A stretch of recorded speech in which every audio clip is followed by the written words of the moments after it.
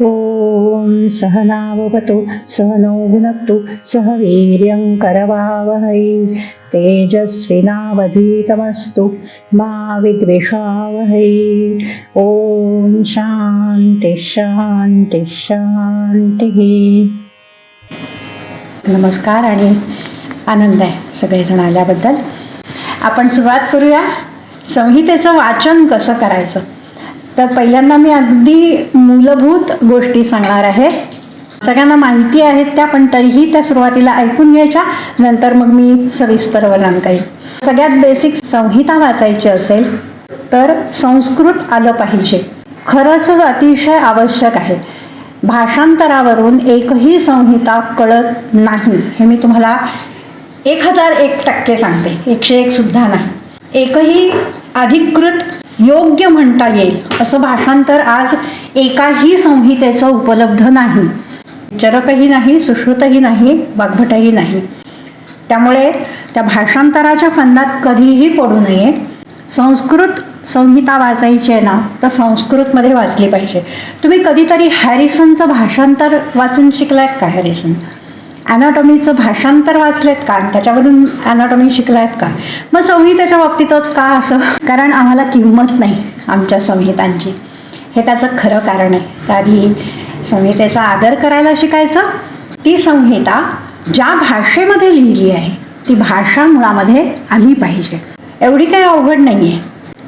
मराठी येत असेल, मराठीच काय, भारतातली कुठलीही भाषा येत असेल तरीही संस्कृत येणं अगदी सोपं आहे. कारण बहुतांश जे भाषांमधले शब्द आहेत ते संस्कृतोद्भवच आहेत. रचनासुद्धा संस्कृतप्रमाणेच आहे. काही फार भेद नाही आहे. हां, इतकी शास्त्रीयता सगळ्या भाषांमध्ये नाही आहे जितकी संस्कृतमध्ये आहे. कारण ती सम्यक्कृत भाषाच आहे ना, म्हणून थोडी शास्त्रीयता जास्त आहे. या पलीकडे काही नाही. सगळी भाषा अगदी सोपी आहे. वाचायला लागलं की आपोआप येते. काही अवघड पडत नाही त्याच्यामध्ये. इंग्लिश आली की नाही, इंग्लिश तर आपली मातृभाषा पण नाही. मराठीमध्ये किंवा कुठल्याही भारतीय भाषांमध्ये इंग्लिशमधले फारसे शब्द नाही आहेत, पण ती भाषा आपल्याला वाचता येते. ते ग्रंथ वाचता येतात, ते सिनेमेसुद्धा पाहता येतात. तर त्यामुळे संस्कृतविषयी दुरावा ठेवायचा नाही. संस्कृत योग्य पद्धतीनं शिकून घ्यायची आधी. त्याचं व्याकरण थोडं आलं पाहिजे, कारण वाचताना संधी विग्रह योग्य आला पाहिजे, समास विग्रह कळला पाहिजे. म्हणजे संधी कुठे आहे, समास कुठे आहे हेही कळत नाही, शब्द कुठे तोडायचा हेही कळत नाही. मग त्या शब्दांवरून अर्थ लावता येत नाही, त्या शब्दांचे प्रत्यय कळत नाहीत. प्रत्यय नाही कळला की अर्थ कळत नाही. त्यामुळे थोडं व्याकरणपूर्वक संस्कृत भाषा योग्य रीतीनं शिकून घ्यायची आणि संस्कृत वाचायची सवय करायची. दुसरं महत्त्वाचं असं की आपल्याला वाटतंय ते अर्थ लावायचे नाहीत. हा सगळ्यात महत्त्वाचा मुद्दा आहे. अनेक जण आपल्याला जसं वाटेल तसे अर्थ लावत असतात. बेसिकली संस्कृतचा अर्थ लावताना कोशामध्ये अनेक अर्थ दिलेले असतात. ते कोश वाचायची सवय करायची. मी तुम्हाला 2 ॲप्स सांगणार आहे. आणि आता खरंच ते कोश इतकं सोपं झालं आहे ना की सगळ्या गोष्टी आपल्याला इंटरनेटवर उपलब्ध असतात.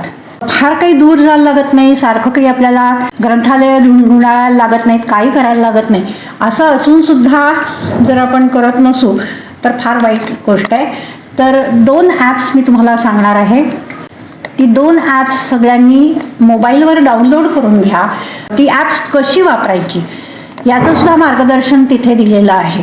या 2 लिंक्स मी चॅटमध्ये पाठवलेल्या आहेत.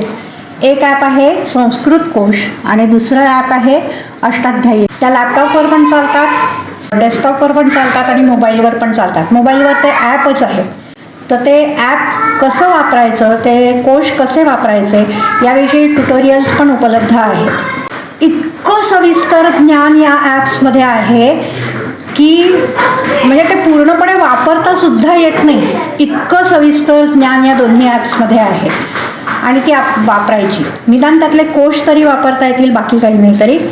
तर प्रत्यय कोणते आहेत, त्या प्रत्ययांचा काही विशेष अर्थ आहे का, तो प्रत्यय लावून काही वेगळा अर्थ येतो का, हे कोशामध्ये शोधायचं. आणि मी तुम्हाला नक्की सांगते की गुगल करायचं नाही.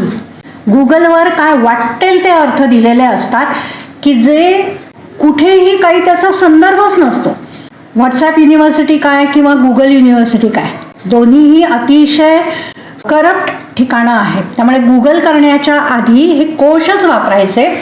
गुगल केलं तरी सुद्धा जे प्रमाणभूत असेल तेच उघडायचं.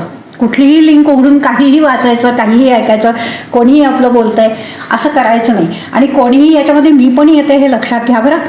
मी असं सांगते याचं कारण असं की माणूस म्हटल्यानंतर खूप मर्यादा असतात. म्हणजे कितीही विद्वान माणूस असला तरी चुका होतात. मग गुगलवर तर काय कोणीही उठून काहीही लिहू शकतं, विकिपीडियावर कोणीही उठून काहीही लिहू शकतं. कितीतरी नावं, म्हणजे मला पहिल्यांदा अडचण ती तिथेच आली की कितीतरी विद्यार्थ्यांनी मला विचारलं की अरे हे नाव ठेवू का. मला पहिल्यांदा काही कळलं नाही. मला असं वाटलं अवनी नाव म्हणते का, म्हणलं छान आहे अवनी नाव. आणि प्रत्यक्षात ते आणवी होतं. आणि आणवी नाव याला की म्हणजे हे काही हा काही संस्कृत शब्द नाही आहे, हा शब्दच नाही आहे संस्कृतमध्ये.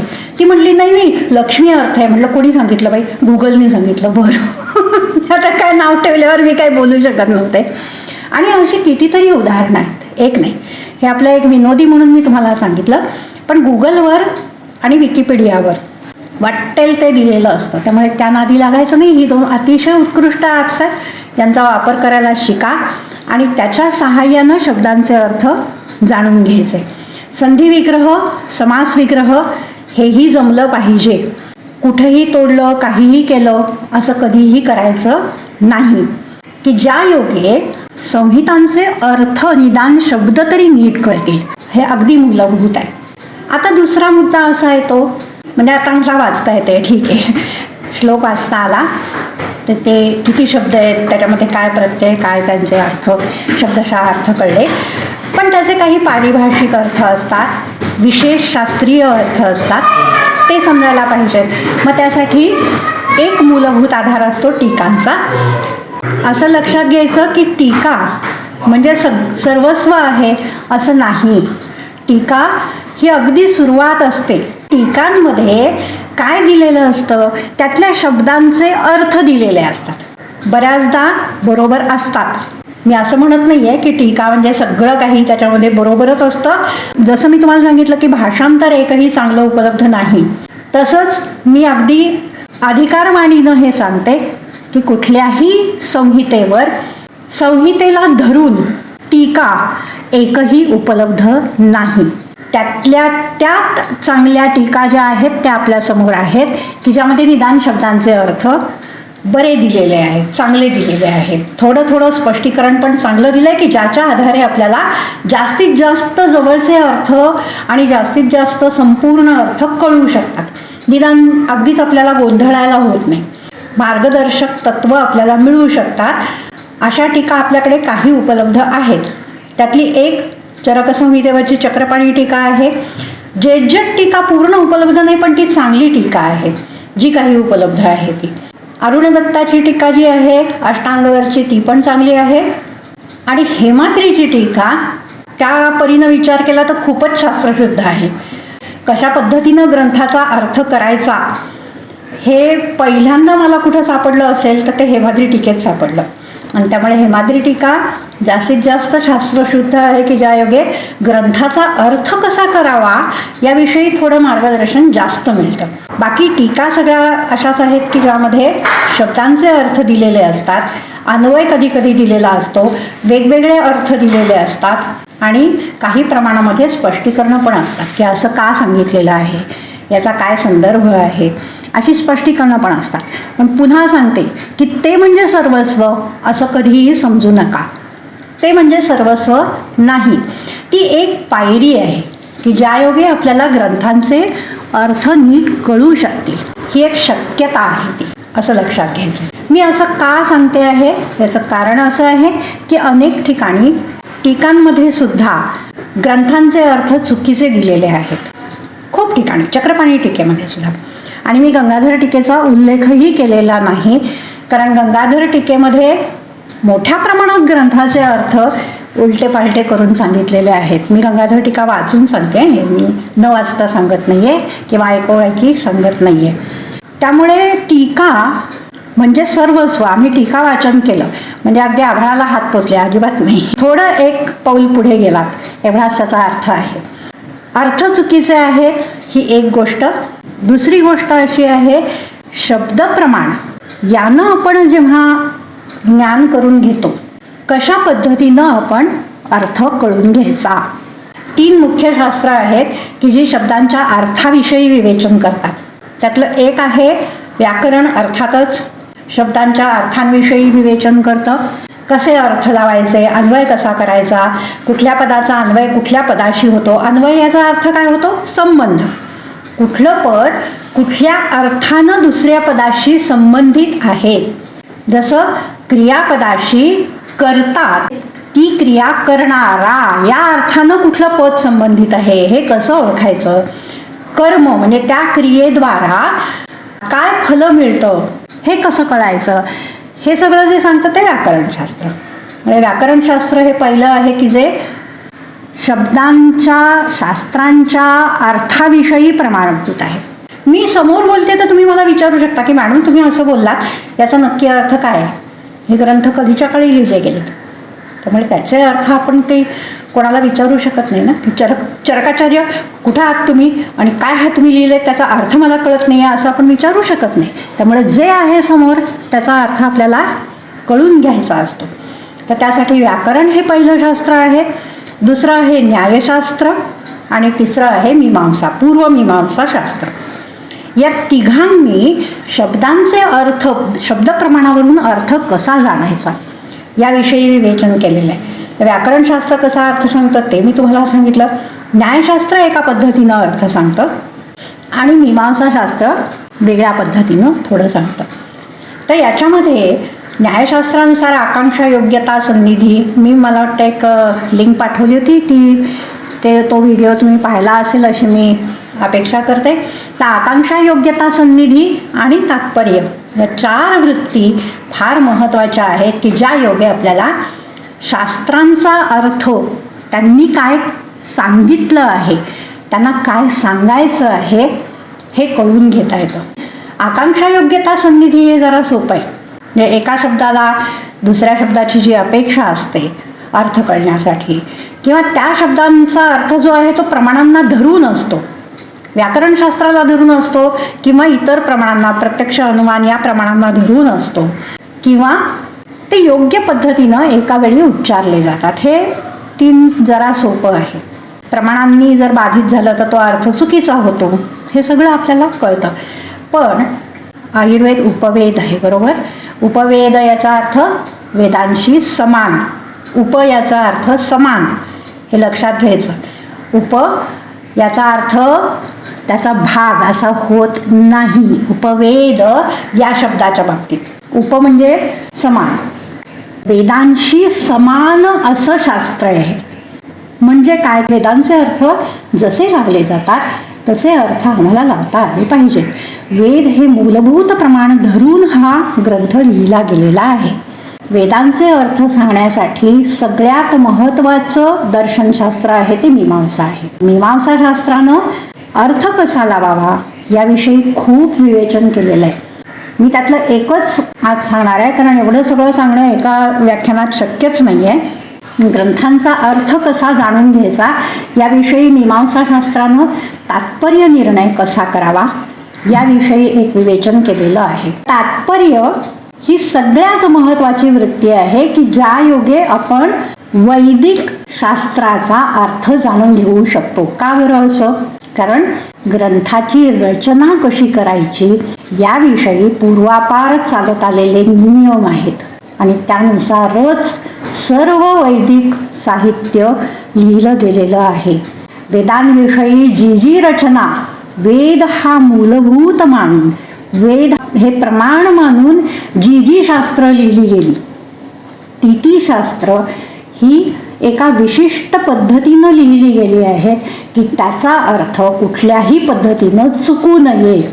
जितकं वेदांच्या रचनेबाबतीत काळजी घेतली गेली आहे, उच्चारण कसं असावं, उदात्त स्वरित कुठे एकही चूक कशी होऊ नये. तुम्ही आत्ताच्या आत्ता ती बातमी कदाचित ऐकली असेल, त्या मुलाचं पठणही कदाचित ऐकलं असेल. त्याला आज अटल पुरस्कार पण मिळालेला आहे. रेखे म्हणून एक मुलगा आहे की त्यानं दंडक्रम पाठ केलेला आहे. तो एक पाठ आहे बरं, दंडक्रम हा एकच पाठ आहे. वेदाचे इतक्या पद्धतीनं पठण इतकं पक्कं केलं जातं की एक सुद्धा चूक संपूर्ण भारतात काहीही पाठभेद नाही त्याच्यामध्ये.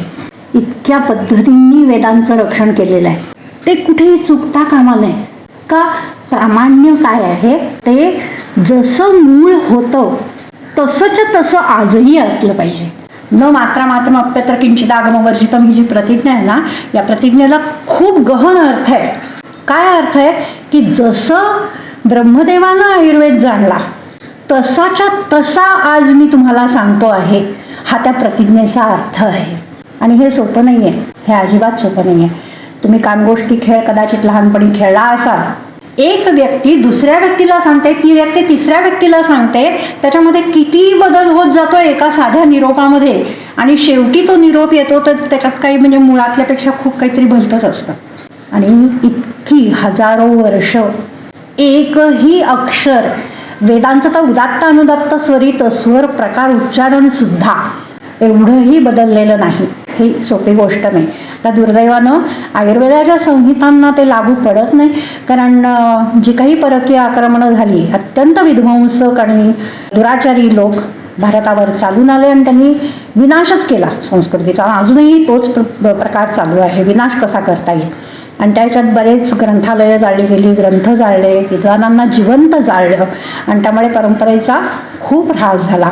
पण वाग्भट संहितेपर्यंत परंपरा अखंडित होती. नंतर परंपरा राहिली नाही आयुर्वेदाची.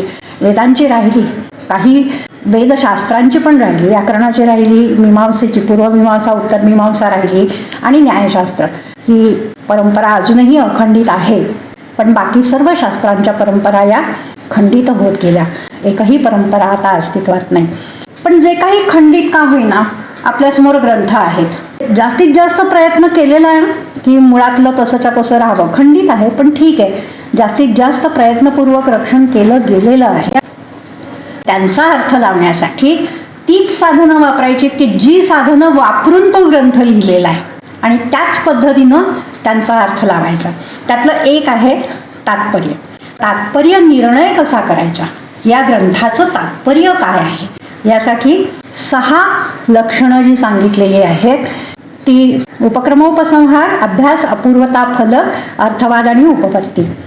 या 6 लक्षणांच्या सहाय्यानं ग्रंथाचं, ग्रंथामधल्या विभागांचं, त्या विभागांमधल्या विभागांचं, त्यामधल्या एका श्लोकाचं सुद्धा तात्पर्य जाणायचं असतं. आणि तात्पर्य जर जाणलं नाही तर अर्थाचा अनर्थ होतो. मी 2 उदाहरणं तुम्हाला सांगते. एक विनोदी सांगते आणि एक जरा थोडं गंभीर, कारण ते शिक्षकांनी परीक्षेत विचारलेला प्रश्न होता.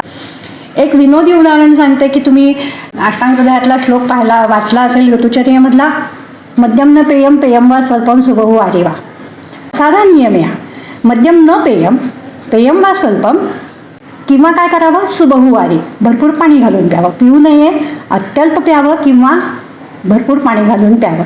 पिऊ नये हा सर्वसामान्य नियम झाला. अगदीच जे रोजच पितात त्यांना रोजचीच सवय, मग अगदी स्वल्प प्या आणि खूप पाणी घालून प्या, हा साधा अर्थ आपण करतो. आता व्याकरणदृष्ट्या अगदी अन्वय लावायचा झाला तर एक बरोबर अन्वय मी तुम्हाला सांगते की तो अर्थ चुकीचा नाही आहे व्याकरणदृष्ट्या. मध्यम न पेयम पेयम वा. काय चुकलं? काहीच नाही. व्याकरणदृष्ट्या काहीच चुकलं नाही, न्यायशास्त्रदृष्ट्या पण काही चुकलं नाही. मद्य पिऊ नये किंवा प्यावं, पेयम वा. स्वल्पम, त्या वाचा अन्वय पुढे पण घेता येतो, स्वल्पम वा, थोडं तरी प्यावं, किंवा सुबहू वा, खूप प्यावं, नाही तर नुसतंच पाणी प्यावं, वारी वा. काय चूक आहे याच्यामध्ये? काही चूक नाही आहे. व्याकरणदृष्ट्या, अन्वयदृष्ट्या, न्यायशास्त्रदृष्ट्या काहीही याच्यामध्ये चूक नाही आहे, एकही नाही. आकांक्षा, योग्यता, सन्निधी, अन्वय, काही चूक नाही आहे. मग हा अर्थ बरोबर आहे का? नाही. का बरोबर नाही? कारण तात्पर्य चुकलं आहे. तात्पर्य कुठे आहे तो निर्णय न करता हा अर्थ केला, मग तो चुकला. हा जोक म्हणून आम्ही म्हणायचो की अरे हा पण बरोबर अर्थ आहे, असं प्रत्येक श्लोकाचं करता येईल, कितीतरी श्लोकांचं असं करता येईल. हां. आणि एका परीक्षेमध्ये परीक्षकानं विचारलेला प्रश्न, मला आनंद याचा झाला की माझ्या एका विद्यार्थ्यानं मला ती चूक सांगितली, नाहीतर MCQ बघता येत नाहीत ना. तर त्या MCQ मध्ये त्यांनी चुकीचा प्रश्न विचारला, चुकीचे पर्याय दिले. हे विद्यार्थ्यांना मला येऊन सांगितलं की मॅडम चुकीचं दिलंय. याचा मला तेव्हा खरं तर खूप आनंद झाला होता. अरे पण शिक्षकांना असं करावं. एक प्रश्न विचारला होता त्यानं की घृतस्नेहनासाठी कधी वापरावं, आणि त्या श्लोकाचा अन्वय त्यानं काय केला असेल, तुम्हाला हृदयातला तोही श्लोक माहिती आहे. तैलम प्रावृषी वर्षांते सर्पिरन्योतु माधवे.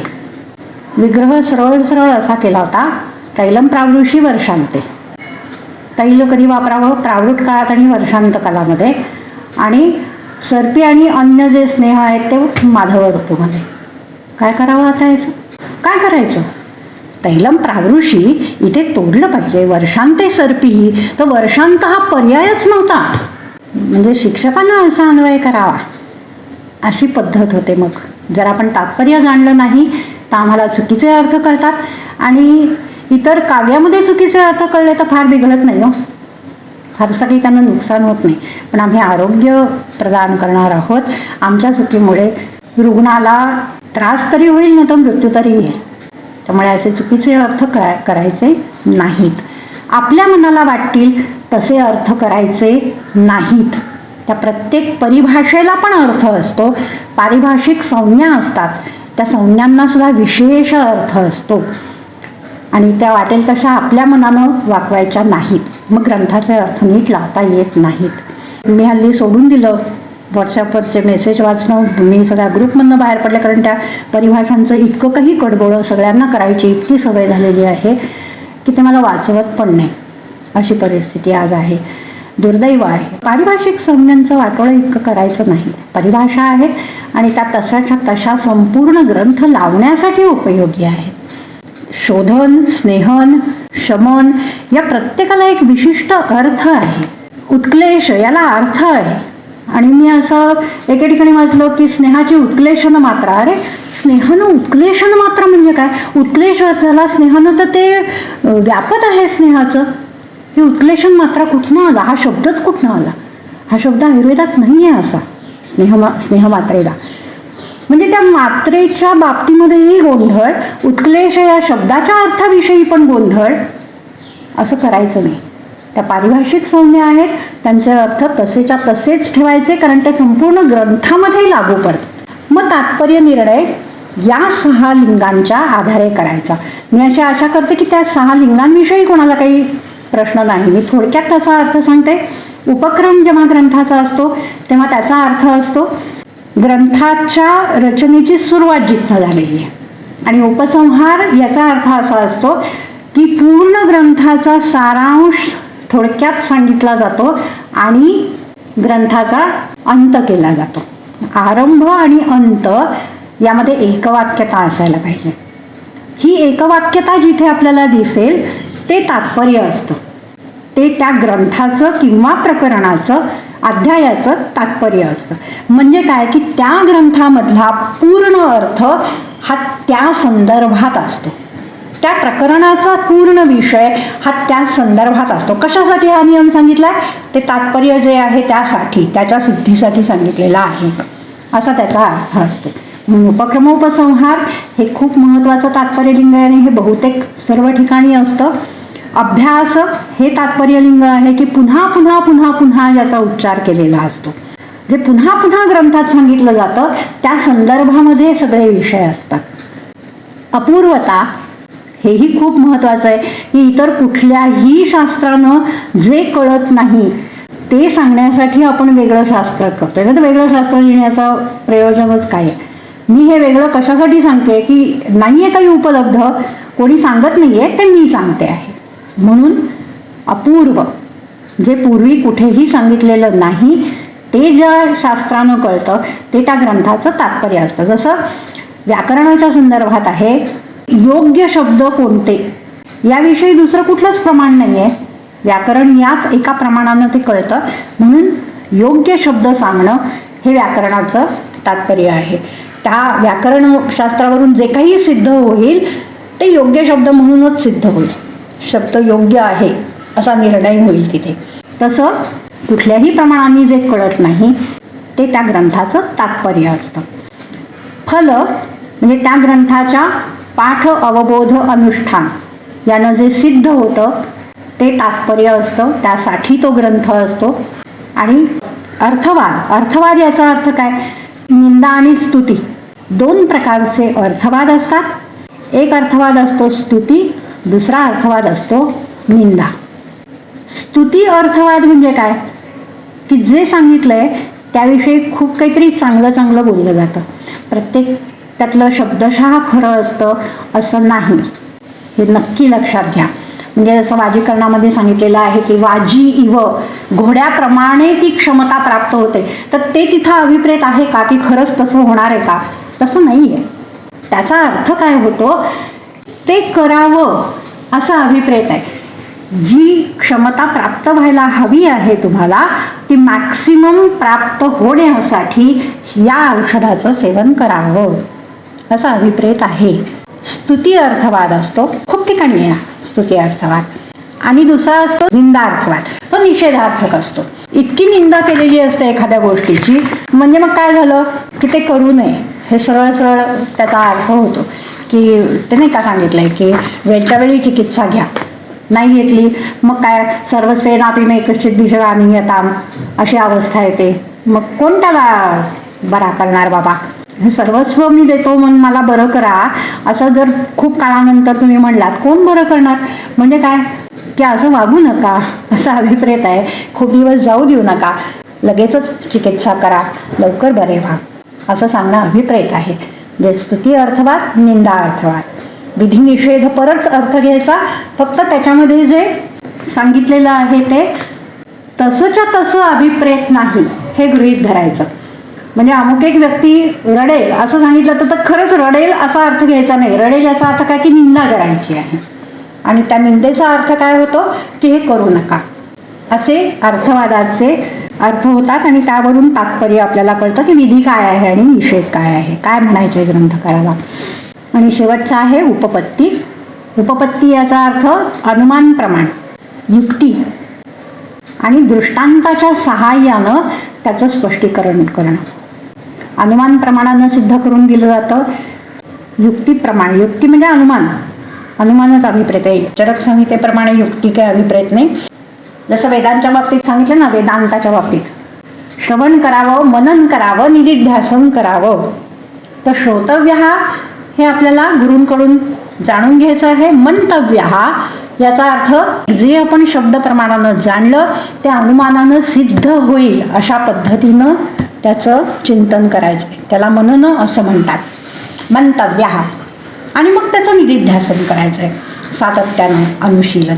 या 6 लिंगांनी आपल्याला ग्रंथाचं तात्पर्य कळतं. या 6 लिंगांमधलं सगळं काही प्रत्येक ठिकाणी उपलब्ध असेल असं नाही. यातली जास्तीत जास्त उपलब्ध असतात. काही शाब्दिक आहेत, म्हणजे जसं उपक्रम उपसंहार तो शब्दांनी सांगितला जातो. अभ्यास शब्दनिष्ठ लिंग आहे. अर्थवाद शब्दनिष्ठ आहे. अपूर्वता उपपत्ती हे अर्थनिष्ठ आहे. ते अर्थावरून आपल्याला जाणून घ्यायचे असतात.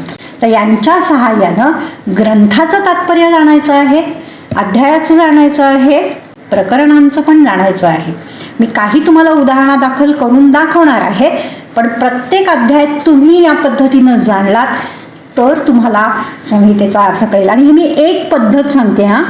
अर्थ लावण्याच्या ज्या वेगवेगळ्या पद्धती मीमांसाशास्त्रामध्ये त्यातली एक पद्धत मी तुम्हाला सांगते. आता तुम्हाला कळेल की मी असं का म्हणलं की टीका वाचून काही फारसं कळत नाही, असं मी का म्हणलं हे या तात्पर्य निर्णयांवरून जेव्हा आपण अर्थ लावू तेव्हा तुम्हाला चांगल्या पद्धतीनं लक्षात येईल. आता पहा, मी उदाहरणादाखल तुम्हाला काही गोष्टी सांगते. तर सुरुवात आपण थोडी वेगळी करूया. संहिता आधी मुळामध्ये उपक्रम कुठे आहे हे शोधायला लागेल ना. जसं भगवद्गीता सगळ्यांना माहिती असेल. भगवद्गीतेमध्ये पहिल्या अध्यायामध्ये काय सांगितलंय? सगळं मुळे असंच सांगितलंय की अर्जुन कसा गळपटून गेला, की त्याला अतिशय दुःख झालं की काय हे सगळे माझे नातेवाईकच समोर आहेत, माझे भाऊ आहेत, माझे गुरु आहेत, आणि यांना मी कसं मारायचं, यांना मारून कुठं मी राज्य घेऊ, नको, त्यापेक्षा मी आपलं भीक मागतो, असं त्याला विषाद झाला, अतिशय खेद दुःख झालं. आणि तो आपलं शस्त्र त्याग करून रथामध्ये बसला की नाही, मला युद्ध नाही करायचं. मग हा काय गीतेचा उपक्रम आहे का? हे तात्पर्य आहे का? उपक्रम म्हणजे तात्पर्य निर्णायक लिंग आहे ना. मग विषाद खेद हे काय गीतेचं तात्पर्य आहे का काय? हे गीतेचं तात्पर्य होऊच शकत नाही. मग हे काय आलंय गीतेमध्ये सुरुवातीला? म्हणजे इथे गीतेचा उपक्रम नक्कीच नाहीये. अर्जुनाला कसं दुःख झालं हा गीतेचा उपक्रम होऊच शकत नाही ना, कारण हा काही गीतेचा विषयच नाहीये. गीतेमधनं काही खेद आणि विषाद नाही सांगायचा आहे, म्हणजे हा गीतेचा उपक्रम नक्कीच नाही. मग हे काय आहे, हे कशासाठी आहे? तर तुम्ही PG स्टुडंट्स आहात तर तुम्हाला माहिती आहे की कुठलाही संशोधन ग्रंथ लिहिण्यापूर्वी त्या ग्रंथाची एक पूर्वपीठिका सांगितली जाते, प्रीफेस. मी हे संशोधन का करते आहे, मुळामध्ये समस्या काय आहे, मग मी हे संशोधन केल्यामुळे काय त्याच्यामध्ये मला उत्तर मिळणार आहे, आणि ते उत्तर मिळाल्यामुळे आत्ताच्या समस्येचं समाधान कसं होणार आहे हे आधी सांगावं लागतं ना आपल्याला. त्याशिवाय पुढच्या संशोधनाला काही अर्थ राहत नाही. अनेक गोष्टी आधी सांगाव्या लागतात की हा ग्रंथ कशासाठी आहे. काही वेळेला समस्या असते, प्रत्येक वेळी समस्याच असते असंही नाही. काही वेळेला समस्या असते, त्या समस्येच्या समाधानासाठी ग्रंथ असतो. काही वेळेला इतर काही कारण असतं की ज्यासाठी तो ग्रंथ लिहिला आहे, पण ते आधी सांगायला लागतं ना. प्रत्येक ग्रंथामध्ये एक प्रिफेस असतो, पूर्वपीठिका असते की ज्याच्यामध्ये अनेक गोष्टी सांगितल्या जातात की हा ग्रंथ मी का लिहिला, आधी काही समस्या होती का, मग त्या समस्येच्या निराकरणासाठी मी हे लिहिते आहे, किंवा हे असं कधी कोणी काही लिहिलं नव्हतं, नवीन आहे, आणि ज्या नवीन संशोधनामुळे आत्ता मला हे असं केल्यानंतर खूप बदल समाजामध्ये होईल, हे समाजाला उपकारक आहे, किंवा हे काही विशिष्ट गोष्टींसाठी उपकारक आहे, शेतीसाठी उपयुक्त असेल, एखाद्या व्यवसायासाठी काही असेल. ही उपयुक्तता सांगता आली पाहिजे, समस्या सांगता आली पाहिजे. मग कोण हा ग्रंथ वाचू शकेल की ज्याला उपयोग होईल ते कळेल त्याच्यावरनं आपल्याला. प्रत्येकानं प्रत्येक ग्रंथ वाचला पाहिजे असं काही नाही आहे. मी आयुर्वेदाची प्रॅक्टिस करते, मग आता अंतराळयान कसं तयार करायचं हा ग्रंथ वाचायची मला काही आवश्यकता आहे का, त्यांना मला काही उपयोग आहे का? हां, माझ्या उत्सुकतेसाठी मी काहीही वाचू शकते, पण मला त्याचा उपयोग आहे का? जर मला ते पुस्तक वाचून होईपर्यंत कळणारच नसेल की हे पुस्तक कशासाठी आहे आणि त्याचा मला उपयोग आहे का नाही, तर उपयोग काय? मग सुरुवातीला कळलं तर पाहिजे की हे पुस्तक मला हवं आहे का नको हे मी ठरवायचं कसं? मग तो ग्रंथ कोणी वाचावा, त्या ग्रंथ वाचनामुळे काय फायदा होईल, तो अभ्यास केल्यामुळं काय उपयोग होईल, व्यवहारामध्ये कुठे आपण तो लागू करायचा आहे, हे सगळं आधी सांगावं लागतं. याला म्हणतात उपोद्घात. सगळ्या ग्रंथांमध्ये एक उपोद्घात असतो. उपक्रम करण्यापूर्वी ग्रंथाचा उपोद्घात असतो आणि त्याच्यामधनं अनेक गोष्टी सांगितल्या जातात. तसंच चरक संहितेमध्ये सुरुवातीला उपोद्घात आहे. सगळ्यांसमोर चरक संहिता असेल तर पहिला अध्याय काढा, सूत्रस्थान पहिला अध्याय दीर्घजीविती. यामध्ये 3ऱ्या श्लोकामध्ये अथा तो दीर्घजीवित व्याख्यास यामहाशी प्रतिज्ञा केली, पण त्यानं काही लगेच आयुर्वेदाचा उपक्रम झालेला नाही. कुठपर्यंत उपक्रम झालेला नाही तर 40व्या श्लोकापर्यंत उपक्रम झालेला नाही. 40व्या श्लोकापर्यंत उपोद्घातच आहे. उपक्रम जो आहे तो 43व्या श्लोकात आहे, तोपर्यंत उपक्रम केलेलाच नाहीये. 40व्या श्लोकापर्यंत उपोद्घात आहे. 41-42 श्लोकामध्ये त्या विषयाची पूर्वपीठिका म्हणून काही गोष्टी सांगितलेल्या आहेत. तर आता पहिल्यांदा काय सांगितलेलं आहे की एक काहीतरी समस्या उत्पन्न झाली आणि त्याचं समाधान शोधण्यासाठी विद्वान लोक एकत्र जमले. काय समस्या उत्पन्न झाली? विघ्नभूता यमारोगा प्रादुर्भूता शरीराणाम. 6 आणि 7वा श्लोक पहा.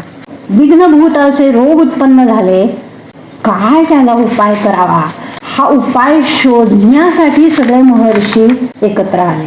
ते कोण कोण एकत्र आले त्याची मोठी एक यादी दिली.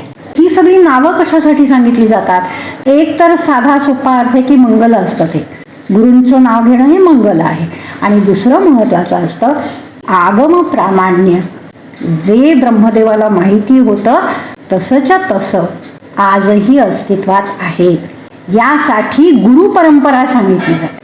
अस्मद आचार्य पर्यंताम वंदे गुरु परंपराम असा एक वेदांतामध्ये श्लोक म्हणला जातो की ब्रह्मदेवापासून शंकराचार्यांपासून आमच्या आचार्यांपर्यंत, मी ज्या आचार्यांकडे शिकते आहे त्यांच्यापर्यंत ही गुरु परंपरा आहे. ही परंपरा ही सांगितली जाते. आता इथे परंपरा नाही आहे, इथे केवळ नावं आहेत त्यामुळे ते मंगलाचरण. पण मुळामध्ये काय झालं की समस्या उत्पन्न झाली. 6व्या-7व्या श्लोकात सांगितलेलं आहे, समस्या उत्पन्न झाली, त्याच्या समाधानासाठी सगळे जमा झाले. मग त्यांनी पुन्हा चर्चा केली की काय बाबा कशासाठी आपण एकत्र आलोय. मग तिथे पुन्हा 15-16व्या श्लोकामध्ये आहे पहा, धर्मार्थ काममोक्षाणाम आरोग्य मूलमुत्तमम. धर्म अर्थ काममोक्ष हे पुरुषार्थ आहेत. त्यांच्या सिद्धीसाठी आपलं आरोग्य तर चांगलं पाहिजे, शरीर तर चांगलं पाहिजे, तर आपण काहीतरी साध्य करू शकू. नाही तर धर्माचरण करायचं कसं, पैसा कमवायचा कसा, उपभोग घ्यायचे कसे. पुरुषार्थाची सिद्धी होत नाही. आरोग्य चांगलं नसेल तर पुरुषार्थ सिद्ध करता येत नाहीत. आरोग्याचा नाश कशानं होतो? रोगांनी होतो. रोगाच तसे अपारतारा. आणि त्यामुळे श्रेयस आणि जीवित यांचंही अपहरण रोग करतात. हा अंतराय उत्पन्न झाला आहे. तर पहिल्यांदा उत्पन्न झाल्यावर तेव्हा काही उपाय हातातच नव्हता ना, कारण व्याधीच नव्हते. उपाय कसा असेल, उपाय हातात नव्हता. मग आता हा अंतराय आता निर्माण झालाय, मग त्याचा शमोपाय शोधायचा आहे. म्हणजे काय झालं, रोग उत्पन्न झालेले आहेत आणि त्याचा शमोपाय, रोग शमनाचा उपाय आम्हाला हवा आहे. मग 22व्या श्लोकात पण तेच आहे पहा, व्याधयो ही समुत्पन्नाः सर्व प्राणी भयंकराः तद्ब्रूहि मे शमोपायम यथावद अमर प्रभो. व्याधी उत्पन्न झालेले आहेत, त्यांचा शमनाचा उपाय मला सांग. या श्लोकांमधून आपल्याला काय कळलं की एक तर समस्या काय होती, व्याधी उत्पन्न झाले. मग त्याचा उपाय शोधण्यासाठी ऋषी एकत्र आले. ऋषी हे विद्वान, ते एकत्र आले. त्यांनी जाणलं की शमोपाय कोणाकडे, गुरुपरंपरा आहे. त्या गुरुपरंपरेनुसार इंद्राकडे आयुर्वेद आहे, तो शमोपाय सांगू शकतो. मग आता आयुर्वेदाचा विषय काय झाला, व्याधींच्या शमनाचा उपाय. शारीर व्याधी कसे बरे करायचे हा आयुर्वेदाचा विषय. कळलं तात्पर्य, याच्यामध्ये उपघाताचंच तात्पर्य कळलं आपल्याला. कशासाठी ग्रंथ लिहिलेला आहे तोच विषय असणार का ग्रंथामध्ये. म्हणजे इथेच आपल्याला कळलं की आयुर्वेद हे कसलं शास्त्र आहे. स्पष्टपणे शारीर व्याधींच्या शमनाचा उपाय जाणण्यासाठी ते एकत्र आले. शारीर व्याधींचा उपाय आयुर्वेद आहे हे त्यांनी जाणलं. तो आयुर्वेद शिकण्यासाठी ते गेले आणि त्यांनी तेच विचारलं इंद्राला, शारीर व्याधी उत्पन्न झालेले आहेत, त्यांचा उपाय आम्हाला सांग. आणि तेच इंद्राने सांगितलं. विचारलेलं नाही ते कशाला सांगेल, तो जे विचारले तेच सांगेल ना. त्या विचारले तेच सांगितलं आणि मग त्यामुळे काय झालं, तेच त्यांना मिळालं सुद्धा. तेनायुरमितम लेभे भरद्वाज सुखान्वितम 26व्या श्लोकात आहे की तो आयुर्वेद त्यांनी जाणला, त्याप्रमाणे आचरण केलं आणि त्यामुळे त्याला आयु मिळालं. ऋषयश्च भरद्वाजात जगृहु दीर्घमायुश्चिकेशंतो वेदम वर्धनम आयुषः. आणि मग त्यांना काय मिळालं, लेभिरे परमम शर्म जीवितंचापी आणि त्वरम 29वा श्लोक आहे. परमम शर्म अतिशय सुख म्हणजे काय, संपूर्ण आरोग्य त्यांना मिळालं. आरोग्य, रोग नाहीसे होऊन आरोग्य प्राप्ती झाली पाहिजे. आरोग्य मिळालं त्याचं अनुबंध म्हणून आयुष्य दीर्घ मिळेल. आयुष्य हा आयुर्वेदाचं प्रयोजन आहे का? आयुष्य हे प्रयोजन इथे सिद्ध होत नाही. आयुष्य हे प्रयोजन नाही आहे. दीर्घ आयुष्य मिळण्यासाठी आयुर्वेद नाही आहे. बरोबर आहे का माझं म्हणणं? काहीतरी सांगतायत मॅडम, आयुष्याचा वेदन दीर्घ आयुष्य नाही आहे. दीर्घ आयुष्य हे प्रयोजन, अनुबंध आहे आयुष्य. फल काय आहे, मिळणार काय आहे, शमोपाय विचारायला गेलेत. व्याधी शमनाचे उपाय हा आयुर्वेदाचा विषय, हे तात्पर्य आहे. व्याधी शमन नाही तर दुसरं काय आहे सांगा बरोबर आयुर्वेदामध्ये. आयुर्वेदामध्ये मुख्य काय आहे, व्याधी कसा उत्पन्न होतो, निदान पंचक काय आहे, कुठे चिकित्सा करावी, कशी करावी, किती पद्धतीचे उपचार आहेत, हेच तर सगळं आहे ना. चिकित्सा हाच विषय आहे ना आयुर्वेदाचा. चिकित्सा कशासाठी आहे, रोगशमनासाठी आहे. रोगशमनानं काय होतं, धातुसाम्य प्रस्थापित होतं, ते प्रयोजन आहे. धातुसाम्य आरोग्य हे प्रयोजन आहे. दीर्घ आयु हे प्रयोजन नाही आहे. दीर्घ आयु हा अनुबंध आहे. आरोग्यामुळे दीर्घ आयु प्राप्त होईल, शक्य आहे. आरोग्य हे आयुर्वेदानं मिळू शकतं. आयु हे आयुर्वेदाचं प्रयोजन नाही आहे, अजिबात नाही आहे. कुठं दिलंय, दिलंच नाही आहे. आयु हे आयुर्वेदाचं प्रयोजन असं कुठं दिलेलंच नाही. आणि इथेही स्पष्ट होत आहे ना उपोद्घातामध्ये काय समजलं? कशासाठी ते गेले, प्रवृत्तीचं निमित्त काय आहे, कशासाठी हा ग्रंथ वाचायचा आहे, तो ग्रंथ कोण वाचू शकतं? ज्याला कोणाला अशी इच्छा असेल त्यानं वाचावं आणि त्याचं अनुष्ठान करावं. ज्याला आरोग्य आणि दीर्घायुष्य हवं असेल त्यानं आयुर्वेद वाचावा, त्यानं आरोग्य मिळेल अनुष्ठान केल्यावर आणि आरोग्यामुळे दीर्घायू प्राप्त होईल. हे या उपोद्घातावरनं कळतं. म्हणजे ही पूर्वपीठिका आहे, हा प्रिफेस आहे. इथे इतिहास सांगणं हा हेतू नाही आहे. ग्रंथ शिकवताना बहुतेक ठिकाणी असंच शिकवलं जातं की आधी आयुर्वेदाचा इतिहास दिला. अरे इतिहास सांगणं हे प्रयोजन होऊच शकत नाही कुठल्याही ग्रंथाचं. त्या ग्रंथाशी संबंधितच प्रयोजन असतं कुठल्याही विषयाचं त्यामध्ये सांगितलेल्या. उगाचच काहीतरी भलतंच काहीतरी एकत्र करून तो ग्रंथ तयार करत नाही कोणी. शास्त्र आहे, शास्त्र याचा अर्थ ग्रंथ, प्रमाण. उपोद्घातामध्ये प्रयोजन असतं काहीतरी. का उपोद्घात केला जातो? तो उपोद्घात प्रवृत्तीनिमित्त सांगतो. ग्रंथाचा वक्ता कोण आहे, कोण त्या ग्रंथाचा अधिकारी आहे, कोण तो ग्रंथ वाचू शकतो, तो ग्रंथ वाचून काय मिळेल, हे सगळं उपोद्घातावरून कळतं. इतर प्रयोजन काय, त्याच्यामध्ये नावं सांगितली गेली आहेत तर ती मंगल म्हणून पण असतात आणि मुख्य शास्त्राचं प्रामाण्य सांगणारी असतात. की तिथपासून जी परंपरा आलेली आहे ती अखंड या ग्रंथापर्यंत आहे.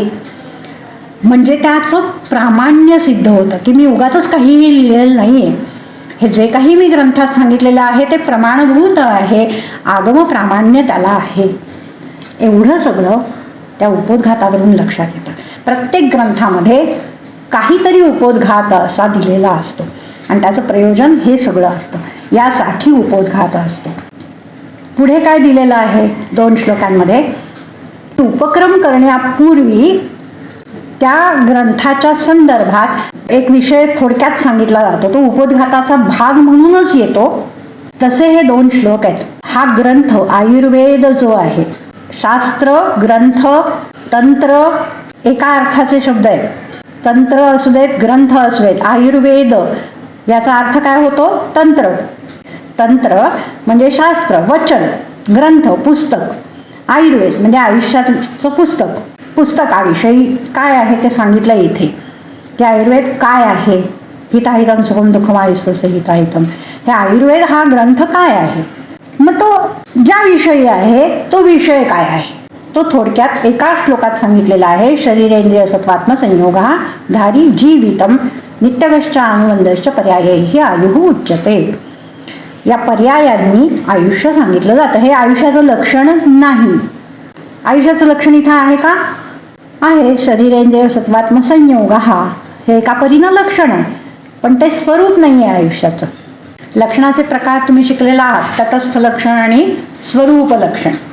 स्वरूप म्हणजे काय असतं? तर प्रत्यक्ष तो विषय कसा आहे ते स्वरूपतः सांगितलं जातं. सत्यज्ञान अनंत हे ब्रह्मस्वरूप आहे. एक तटस्थ लक्षण पण असतं. जसं ज्या घरावर कावळा बसलाय ते देवदत्ताचं घर आहे. मी प्रसिद्ध उदाहरण तुम्हाला माहिती आहे. तटस्थ लक्षण आहे ते की त्या घराचं स्वरूप नाही सांगत, पण ते घर इतरांपेक्षा वेगळं आपल्याला कळलं. शरीरेंद्रिय सत्वात्म संयोग हे आयुष्याचं तटस्थ लक्षण आहे, स्वरूप नाही सांगितलेलं. कारण यातलं एखादं नसेल तरी आयुष्य असतं. एखादं इंद्रिय त्यातलं नाही आहे. समजा जन्मजातच दृष्टी नाही, मुका आहे, बहिरा आहे, लंगडा आहे, मग काय आयुष्य नाही का? आहे की. मग इंद्रिय हे काय स्वरूप आहे का काय आयुष्याचं? इंद्रिय संयोग हेही स्वरूप नाही, इंद्रिय हेही स्वरूप नाही. स्वरूप नाही आहे. आयुष्याचं तटस्थ लक्षण आहे. शरीरेंद्रिय सत्वात्म संयोग हे आयुष्याचं तटस्थ लक्षण सांगितलं. आता आयुर्वेदाचा उपक्रम केलेला आहे. हे सगळंच्या सगळं उपोद्घात स्वरूप आहे आणि आता उपक्रम केलेला आहे. काय उपक्रम आहे? तस्यायुषः पुण्यतमो वेदो वेदविदाम्मतः वक्ष्यते. आता आम्ही सांगत आहोत. असा असतो ना उपक्रम, की आता आज मी हा विषय सांगायला सुरुवात करते की आयुर्वेदाचा संहितांचा अभ्यास कसा करायचा.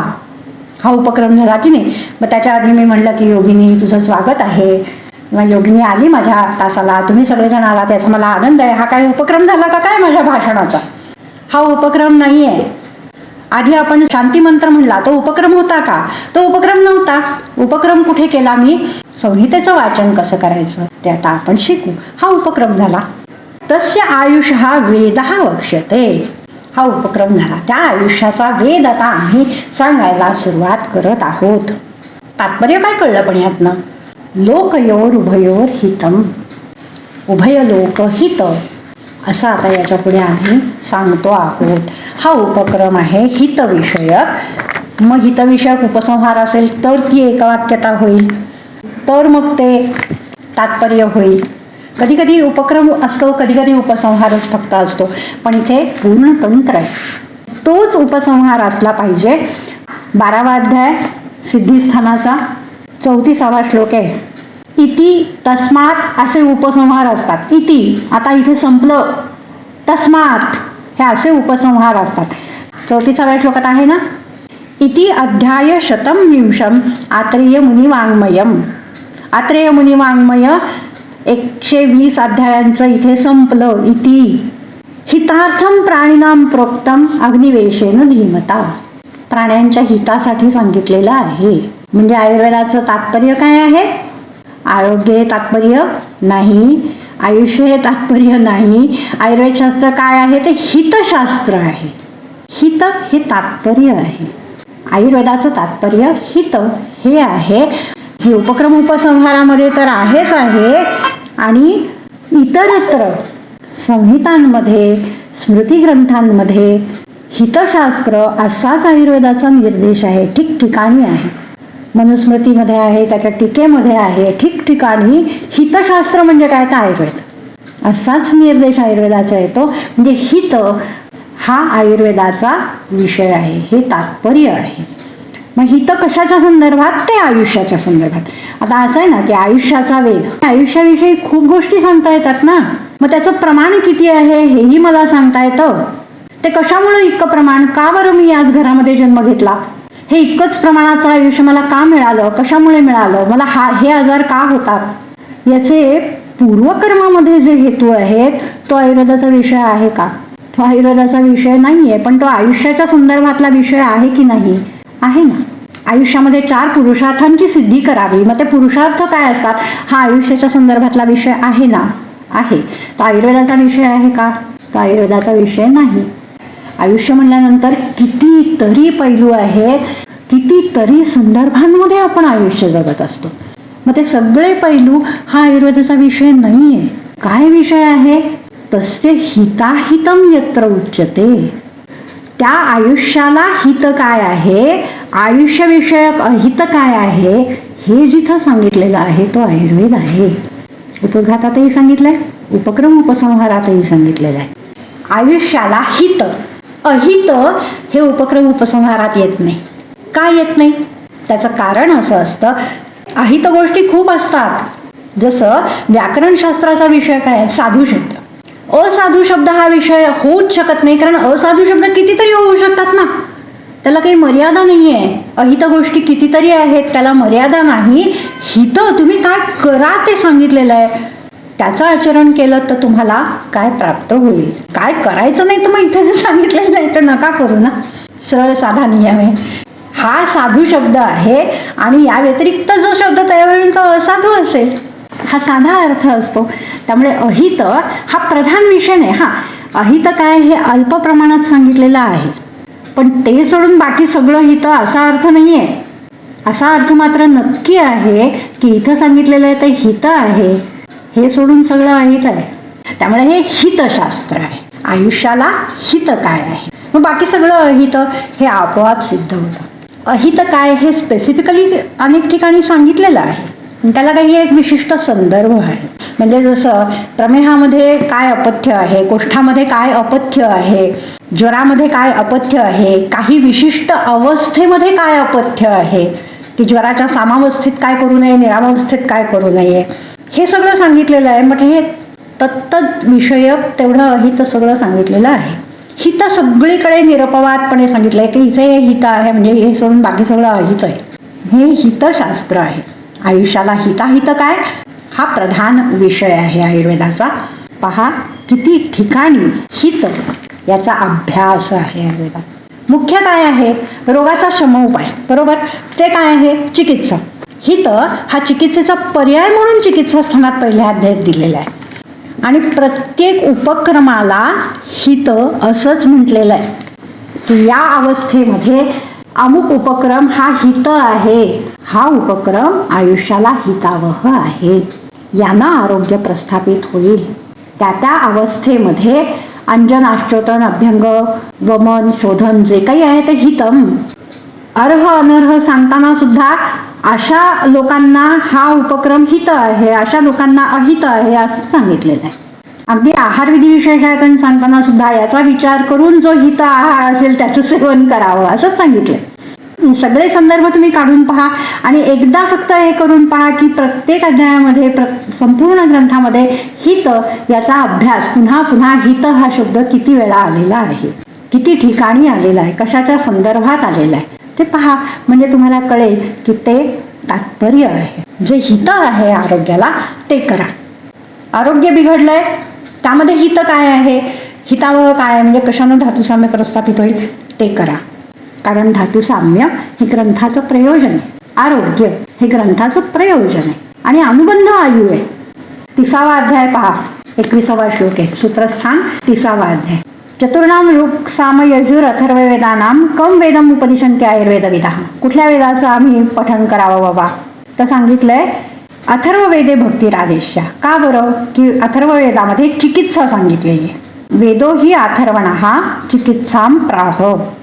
आणि चिकित्सा कशासाठी आहे? चिकित्सा आयुषो हिताय उपदिश्यते.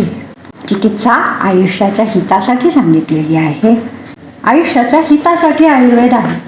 आणि कार्य काय आहे म्हणजे ते धातुसाम्य. चरकविमानस्थान 8वा अध्याय 89 क्रमांकाचा श्लोक. कार्यम धातुसाम्यम तसे लक्षणम विकारोपशमः. या आयुर्वेदानं कार्य काय आहे? कार्य धातुसाम्य आहे. आम्ही चिकित्सेनं काय करणार आहोत? निष्पन्न काय होणार आहे? ते धातुसाम्य होणार आहे. धातुसाम्याचं लक्षण काय? विकार शांत होणं. तेच तर उपघातात सांगितलं ना की विकाराच्या शमनाचा उपाय आणलेला आहे हा. आणि धातुसाम्य हे कार्य आहे, विकारोपशम हे लक्षण आहे. आणि त्यामुळे प्राप्त काय होणार आहे? कार्यफलम सुखावाप्ती. कार्यफल आहे सुखावाप्ती. 90व्या श्लोक आणि 91व्या श्लोकामध्ये दिलंय अनुबंधस्तु खलु आयु. मागाहून किंवा त्याच्या बरोबरीनं जे प्राप्त होतं ते फल म्हणजे अनुबंध. जे मुख्य फल आहे त्याच्या बरोबरीनं जे अन्य प्राप्त होतं किंवा मुख्य फलाच्या प्राप्तीनंतर जे प्राप्त होतं त्या फलाला म्हणतात अनुबंध. अनुबंध आयु आहे. आयु हे आयुर्वेदाचं प्रयोजन पण नाही, फल पण नाही, तात्पर्य पण नाही. तात्पर्य आहे हित, प्रयोजन आणि फल आहे धातुसाम्य किंवा आरोग्य, आणि त्याचा अनुबंध दीर्घ किंवा नियत जे प्रारब्धानुसार प्राप्त आहे ते नियत आहे. दीर्घ आयु हेही प्रयोजन नाही, हाही अनुबंध नाही. अनुबंध आहे आयु. जे नियत आहे ते आयु किंवा मग जो अनियत आयु असेल तर दीर्घ आयु. हे अनुबंध रूपानं आयुर्वेदामध्ये विषय म्हणून सांगितलेला आहे. म्हणजे आम्हाला प्रत्येक श्लोकाचा अन्वय कुठे लावायचा आहे? तो आरोग्य आणि आयुष्याशी लावायचा नाही, हे आयुष्याला हित आहे याच्याशी लावायचं आहे. प्रत्येक गोष्ट कशासाठी सांगितलेली आहे? ती आयुष्याला हित आहे म्हणून सांगितलेली आहे. ते केलं तर आयुष्याला हितावह आहे. आणि त्यानं मिळेल काय? ते धातुसाम्य मिळेल. आयुष्याला हित आणि धातुसाम्य हे फल अनुबंध रूप आयु. जितकं तुमचं नियत आयु आहे मिळालेलं आहे नशिबानं ते तुम्हाला नक्की प्राप्त होईल. आणि जर तुमचं नशीब असं असेल की तुमचं आयु नियत नाही आहे, जर चांगलं वागलात तर जास्त जगाल तर जास्त जगाल. अनुबंध रूप आयुष्याची प्राप्ती आहे. आयुर्वेदाचा उपक्रम, उपसंहार, अभ्यास आणि अपूर्वता आपल्याला उपघातातच कळली की हा उपाय नाहीच आहे म्हणून तर ते गेले ना इंद्राकडे. इतर प्रमाणांनी प्राप्तच नाही, कुठे दुसरं हितशास्त्र नाहीच आहे. हेच हितशास्त्र आहे आयुष्याविषय. बाकी आयुष्याबद्दल सांगणारे बरेच ग्रंथ आहेत, पण हितशास्त्र आहे ते हेच आहे. धर्म कसा प्राप्त होईल, ऐहिक सुख कसं मिळेल, पारलौकिक सुख कसं मिळेल, मोक्ष कसा मिळेल हे सगळं सांगणारे ग्रंथ आहेत. पण आरोग्य कसं मिळेल हे सांगणारा हाच ग्रंथ आहे. म्हणजे अपूर्वता आहे. फल हेही तात्पर्य आहे धातुसाम्य. आणि मग यातल्या सगळ्या उपपत्ती आपण वेगवेगळ्या पद्धतीनं लावून ते हिताशी कसं अन्वित होतं हे प्रत्येक ठिकाणी जाणलं पाहिजे. म्हणजे प्रत्येकाचा अन्वय हिताशी लावला की तो अर्थ बरोबर लागेल. हे लक्षात घ्यायचं पहिल्यांदा की प्रत्येक उपदेश जे करावं म्हणून सांगितलेलं आहे त्याचा अन्वय हित याच्याशी लावायचा आहे. याच पद्धतीनं एक अध्याय लावून दाखवते. 5 ते 8 हा अध्याय आपण घेऊ. 5 ते 8 हा एक अध्याय आहे.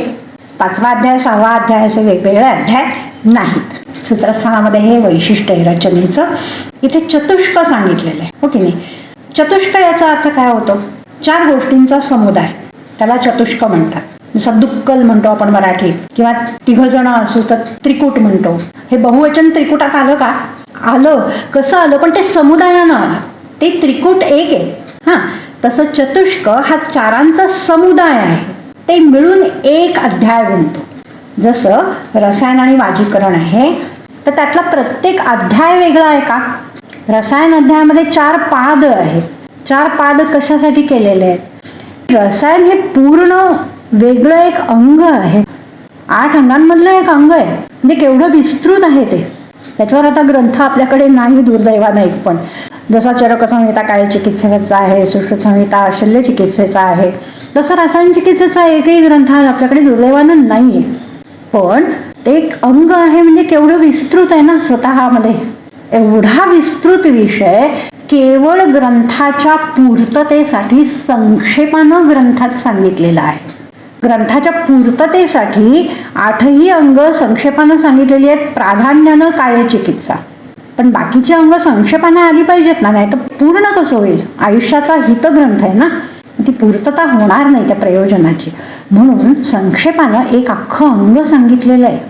मग ते 4 पादांमध्ये सांगावं लागलं, कारण इतका मोठा विषय आहे तो एका अध्यायात कसा पुरेल. तसंच वाजीकरण, ते 4 पाद मिळून वाजीकरण अध्याय आहे ना तो. म्हणजे त्याच्यामध्ये जे आलंय ते सगळं वाजीकरण. नावच मुळी अध्यायाचा विषय सांगणारं असतं.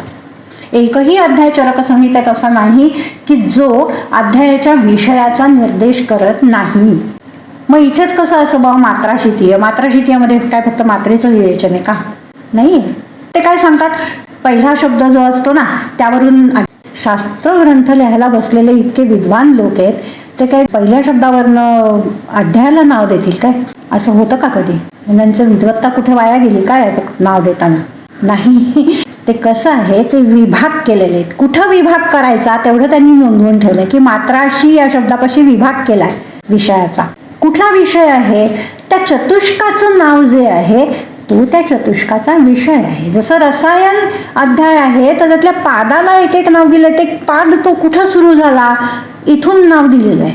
ते फक्त नोटिफिकेशन आहे की इथून हा पाद सुरू होतो, पण त्यातला प्रत्येक विषय हा रसायन याच संदर्भातला आहे ना. तसं स्वस्थ चतुष्क, भेषज चतुष्क, 7 नावं आहेत चतुष्कांची. आणि तो त्या 4 जणांच्या समुदायाचा विषय सांगणारा आहे.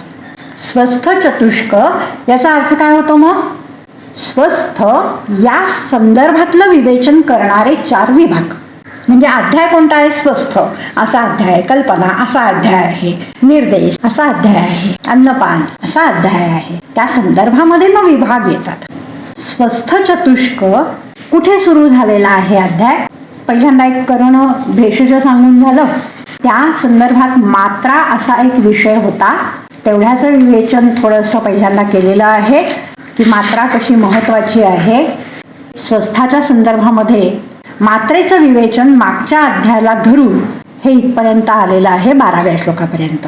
आणि मग स्वस्थ चतुष्काचा उपक्रम केलेला आहे.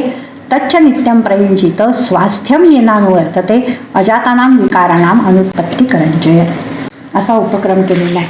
मग उपसंहार कुठे असेल? अध्यायाच्या शेवटी असणार आहे. अध्याय कुठे संपला? हा जो 8वा अध्याय याच्यामध्ये आहे तिथं विषय संपलेला आहे स्वस्थ चतुष्काचा. उपसंहार हा तिथे आला पाहिजे. 8व्या अध्यायामध्ये 30-31 श्लोक आहे. तत्सवृत्तम यथोद्दिष्टम यस सम्यक अनुतिष्ठति ससमाश्यतम अव्याधी आयुष्यान वियुच्यते. मग काही सारांश पण असतो, काही अर्थवाद पण असतो. नृलोकम आपुरयते यशसा साधु संमतः धर्मार्थौ एति भूतानां बंधुताम उपगच्छति. हे सगळं उभय लोकहित आहे ना शास्त्र. मग या स्वस्थवृत्ताच्या अनुष्ठानानं उभय लोकहित कसं होतं ते पण सविस्तर सांगितलेलं आहे. कशा पद्धतीनं साधुसंमत आयुष्य जातं, 100 वर्ष आयुष्य तर मिळतंच, मग धर्मार्थ पण सिद्धी होते, सर्वांशी मैत्री होते, बंधुताम उपगच्छती, आणि परान लोकान पुण्यकर्मा प्रपद्यते, सुकृतीनो लोकान, चांगलं आचरण करणाऱ्यांचे जे लोक आहेत चांगले परलोक प्राप्त होतात. तस्मात् वृत्तम अनुष्ठेयम इदम सर्वेण सर्वदा. म्हणून हे वृत्त सर्वांनी पालन करावं. आणि थोडं त्याचं आधिक्य पण सांगितलेलं आहे की इथे सांगितलेलं आहे तेवढं पुरेसं नाही, याहून अतिरिक्त इतरत्र जे सांगितलेलं असेल याच्या अन्यदपि किंचित स्याद अनुक्तम इह, इथं न सांगितलेलं पण पूजित, जे विद्वानांनी पूजनीय आचरण म्हणून सांगितलेलं आहे, उत्कृष्ट आचरण आहे, ते सुद्धा आत्रेयांना मान्य आहे. हे सद्वृत्त सांगितलेलं आहे. तसंच इतर आचरण आहे, स्वस्थाला जे चांगलं आहे असं इतरत्र सांगितलेलं आचरण आहे तेही करावं, असा एवढा उपसंहार आहे. इति स्वस्थवृत्तम यथोद्दिष्टम, एवढ्या भागांचा विषय स्वस्थ वृत्त असा आहे. स्वस्थ व्यक्तीनं करायचं आचरण. आता याच्यामध्ये प्रकरणं कोणती आहे? तुम्हाला प्रश्न पडेल की प्रकरणं मॅडमनी कशी शोधली? सांगितलेलं असतं आता ऊर्ध्वम वक्ष्यते, जसं पहिल्या अध्यायात आपण उपक्रम पाहिला तसं इथं आहे की नाही 14व्या श्लोकामध्ये, आता ऊर्ध्वम शरीरस्य अक्षंजनादिकम संप्रवक्ष्यते. आता इथून आम्ही पुढे सांगतो आहोत काय विषय सांगितला इथे, शरीरस्य कार्यम, म्हणजे विषय काय झाला, शरीर कार्य. शरीरा संदर्भामध्ये रोज काय करावं, अवश्य काय करावं. मग आता इथे टीकेचा थोडा उपयोग झाला पहा. कार्यम म्हणजे काय, अवश्य कार्यम, अगदी निश्चयानं रोज काय करावं ते आता इथून पुढे म्हणजे आमचं निश्चय आहे, रोजच्या रोज निश्चितपणे काय करावं. म्हणजे पहिला विषय काय झाला, शरीर कार्य, की नित्यकर्म काय करावं, काय नित्य आचार असावा. आणि उपसंहार तिथेच केलेला आहे 5व्याच अध्यायामध्ये. आता शरीर कार्य असा उपसंहार असला पाहिजे, तो विषय आहे. मग 103 क्रमांकाचा श्लोक आहे पहा. नगरी नगरस्येव रथस्येव रथी यथा स्वशरीरस्य कृत्येषु मेधावी अवहितः भवेत. स्वशरीराच्या कृत्यांविषयी अवहित दक्ष राहावं बुद्धिमान माणसानं. आलं का? उपक्रम उपसंहार असा शोधायचा. स्वस्थवृत्ताच्या बाबतीत सांगते उपक्रम उपसंहार मी पहिल्यांदा कुठून शोधला, कुठली प्रकरणं असू शकतात याच्यामध्ये. हिमाद्री टीकेमध्ये अष्टांग हृदयाच्या, कारण पहिल्यांदा मी चरक वाचण्याच्या आधी अष्टांग हृदयच वाचलं होतं. हेमाद्री टीकेमध्ये रोगानुत्पादनाची 5 प्रकरणं सांगितलेली आहेत. वेगोदीरण, वेगधारण, दोषशोधन, बृहण आणि भूतादी अस्पर्शनोपाय असं हेमाद्री टीकेमध्ये सांगितलेलं आहे. अरे म्हणलं हे एका अध्यायामध्ये अशी 5 प्रकरणं आहेत आणि त्यानुसार सगळा अन्वय व्यवस्थित लागतोय. मला इतका आनंद झाला की काय मला हे काहीतरी वेगळं कळलं. मग आता असंच कुठे कुठे लावता येईल आपल्याला. पहिला मला तिथे क्लू लागला आणि त्यानुसार मी सगळीकडे उपक्रम उपसंहारासकट प्रकरणं शोधली. प्रत्येक अध्यायामध्ये म्हणजे प्रकरणं असतात की तो एक विषय आहे वेगळा, तो विषय संपला की दुसरा विषय सुरू होतो, तो विषय कुठं संपला हे कळलं पाहिजे, दुसरा विषय कुठे सुरू झाला ते कळलं पाहिजे. आणि ते सांगितलं हे शाब्दलिंग आहे. उपक्रम उपसंहार अभ्यास ही शाब्दलिंग आहेत, म्हणजे शब्दशः ती सांगितली जातात. जसं मी पहिल्या अध्यायात दाखवलं तुम्हाला की वक्ष्यते जन्मनुष्याणां लोके रोगैरित्थम आणि इति अध्याय शतम विंशम, हे सांगितलंय स्पष्ट. तसं स्पष्टपणे उपक्रम उपसंहार सांगितलेले असतात. कधी कधी उपक्रम नसतो, केवळ उपसंहार असतो, पण असतं शब्दशः सांगितलेलं असतं. ते तशा पद्धतीनं फक्त पाहिजे, दृष्टी पाहिजे तशी. पहिलं प्रकरण शरीर कार्य, दुसरं प्रकरण ऋतुसात्म्य. ते कुठं सुरू झालं, ऋतुसात्म्य असा शब्द आहे का पहा. आता तस्याशितीय अध्याय जो आहे, तस्याशितात यद आहारात बलम वर्णश्च वर्धते यस्य ऋतुसात्म्यम विदितम चेष्टाहार व्यपाश्रयम. म्हणजे विषय आणि उपविषय दोन्ही सांगितलंय पहा. कशाच्या संदर्भात ऋतुसात्म्य आहे ते पण सांगितलंय. यस्य ऋतुसात्म्यम विदितम, चेष्टा आणि आहार याच्या आश्रयानं ऋतुसात्म्य असं दुसरं प्रकरण आहे. चेष्टा आहार व्यपाश्रयम ऋतुसात्म्यम. मग उपसंहारही तसाच पाहिजे पहा. 49वा श्लोक आहे. इति उक्तम ऋतुसात्म्यम यत् चेष्टाहार व्यपाश्रयम. शब्दशः आहे की नाही. इति उक्तम, इति तस्मात असाच उपसंहार असतो. इति उत्तम ऋतुसात्म्यम यत् चेष्टाहार व्यपाश्रयम. चेष्टा आणि आहार याच्या आश्रयाने इथे ऋतुसात्म्य इथे सांगून झालं. हे दुसरं प्रकरण झालं. मग तिसरं प्रकरण आहे रोगानुत्पादन, आणि त्याची प्रकरणं आपल्याला माहिती आहेत. हेमाद्रीनं अगदी तीच प्रकरणं सांगितलेली आहेत जी इथं आहेत. न वेगान धारणीय यानं पहिल्यांदा काय सांगितलं, वेगांचं धारण करू नये, उदीरण करू नये, म्हणजे धारणीय आणि अधारणीय वेग सांगितले. न वेगान धारेत हे पहिलं प्रकरण आहे. ते कुठं संपलं, 25व्या श्लोकात ते वेगान येता न धारेत. शब्दशः न वेगान धारेत, वेगान येता न धारेत, संपलं प्रकरण. दुसरं प्रकरण इमांस्तु धारयेत वेगान, त्याची उपप्रकरणं कोणती, मनोवाक काय कर्मणामेना. मग मानस वेग, वाचिक वेग आणि कायिक वेग ओळीनं तशीच आलेली आहेत 3 श्लोकांमध्ये. प्रत्येक ठिकाणी उपसंहार आहे. वेगान विधारयेत 27व्या श्लोकात आहे, 28व्या श्लोकात, 29व्या श्लोकात. विधारयेत सगळीकडे उपसंहार करून झालेला आहे त्या श्लोकामध्ये.